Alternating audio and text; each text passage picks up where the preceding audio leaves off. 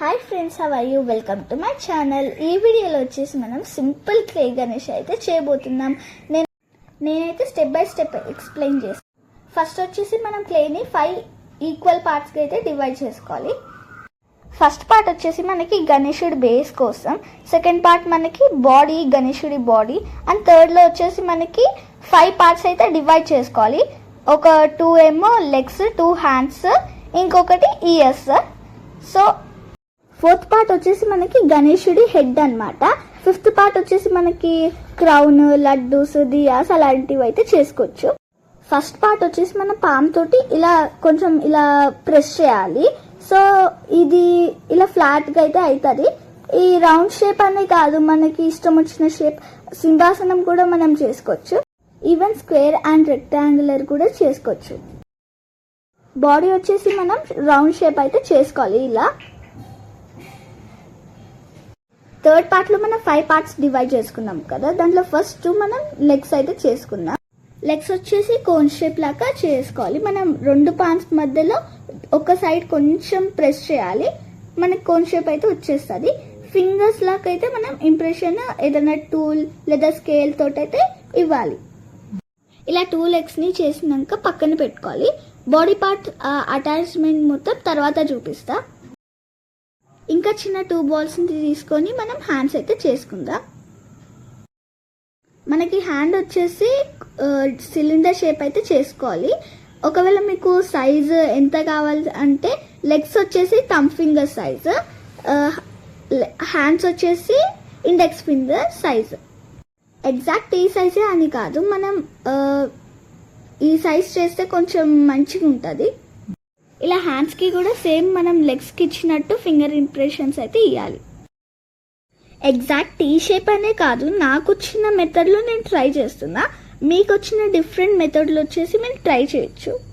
Next వచ్చేసి మనం years చేసుకోవాలి. సో ఒక బాల్ మిగిలిపోయింది కదా, దాన్ని కొంచెం ప్రెస్ చేసి కట్ చేస్తే మనకైతే ఇయర్స్ అయితే రెడీ అయిపోతాయి. ఇయర్స్ అయితే డిఫరెంట్ టైప్స్లో అయితే ఉంటాయి, దాంట్లో ఇదొకటి. మీరు కావాలంటే రౌండ్గా కూడా చేసుకోవచ్చు. ఇలా 2 ఇయర్స్ చేసుకొని పక్కన పెట్టుకోవాలి. ఇంకా మనకి హెడ్ ఒక్కటి చేసుకుంటే అయిపోతుంది.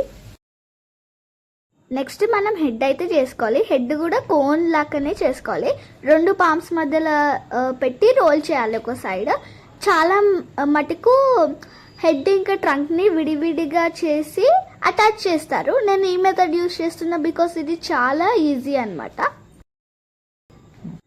చూసారా, అన్ని బాడీ పార్ట్స్ అయితే రెడీ అయిపోయినాయి. నెక్స్ట్ వచ్చేసి అటాచ్మెంట్. సో ఫస్ట్ అయితే నేను బేస్ తీసుకుంటున్నా, దానిపైన కొంచెం వాటర్ అప్లై చేస్తున్నా ఇలా. ఎందుకంటే మనకి ఇప్పుడు బాడీ పెట్టాలి కదా, ఆ బాడీ స్టిఫ్గా కూర్చోాలంటే కొంచెం వాటర్ అప్లై చేస్తున్నా. అండ్ బ్యాక్ సైడ్ మనం దిప్పుకొని ఇలా కొంచెం మర్జ్ చేసుకోవాలి. మర్జింగ్ అనేది చాలా ఇంపార్టెంట్ ఈ గణేష మేకింగ్లో. ఇలా బాడీని అటాచ్ చేసేసినాక ఇంకొంచెం వాటర్ యాడ్ చేసుకొని మనం లెగ్స్ని అయితే పెట్టుకోవాలి. ఆ లెగ్స్ని కూడా మంచిగా అంటే మర్జ్ చేసుకోవాలి, బికాజ్ అవి కూడా స్టిఫ్గా కూర్చోవాలి కదా. ఇలా ఈ బాడీ లెగ్స్గానే కాదు, అన్ని పార్ట్స్కి మర్జింగ్ వచ్చేసి ఇంపార్టెంట్. ప్రాపర్గా మర్జింగ్ చేస్తే మనకి ఏ పార్ట్ అయినా మంచిగా స్టిఫ్గా అనేది నిల్చుంటుంది. లేదంటే ఒక పార్ట్ పెడుతుంటే ఒక పార్ట్ ఊడిపోతుంది.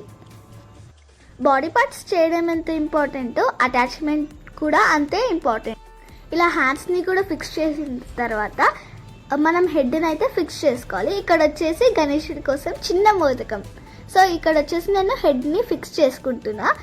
ఈ హెడ్ని కూడా మనం వెనకాలకి దిప్పేసి ఇలా మంచిగా మర్జ్ చేసుకోవాలి. ఇది చాలా ఇంపార్టెంట్, హెడ్కి మర్జింగ్ అనమాట. బికాజ్ అదే మెయిన్గా మనకి చూస్తాం కదా, హెడ్ అన్ని పార్ట్స్ కన్నా హెవీ వెయిట్ అనేది ఉంటుంది. సో అందుకోసమే దాన్ని ప్రాపర్గా మర్జ్ చేసుకోవాలి. నెక్స్ట్ ఈ ఇయర్స్ని అయితే అటాచ్ చేస్తాం. ఈ ఇయర్స్ ఒకటి అటాచ్ చేస్తే మనకి బాడీ పార్ట్ అటాచింగ్ అయిపోతుంది. ఇయర్స్ అయిపోయిన తర్వాత మనం ఐస్ ఇంకా దంతాలు అయితే పెట్టుకుందాం. ఐస్ వచ్చేసి నేను రీఫిల్తో సింపుల్గా అయితే పెట్టేస్తున్నాను. దంతాలు, నామాలు నేను సింపుల్గా అయితే పెట్టేస్తున్నా. దంతాలో పెట్టుకునే కన్నా ముందు ఇలా హోల్ చేసి పెట్టుకుంటే అవి కొంచెం ఫిక్స్గా అయితే ఉంటాయి. ఇంకా ఫిఫ్త్ పార్ట్ మిగిలింది కదా, అది వచ్చేసి మన క్రియేటివిటీ మీద బేస్ అవుతుంది. ఫర్ ఎగ్జాంపుల్ మోదకాలు, క్రౌన్, గార్లాండ్, దియాస్ అలాంటివి. నేను వచ్చేసి ఇక్కడ సింపుల్గా క్రౌన్ చేసి అయితే పెట్టేస్తున్నా. ఇక్కడ వచ్చేసి నా బొజ్జ కనపయ్య రెడీ అయిపోయింది. మీరు కూడా నాలాగా ఎన్విరాన్మెంట్కి సేఫ్గా ఈకో ఫ్రెండ్లీ మట్టి గణేశులను అయితే చేస్తారని కోరుకుంటున్నా. మీరు కూడా మీ చిట్టి వేలతోటి గణేశుని అయితే చేసేయండి. Thank you for watching. Bye.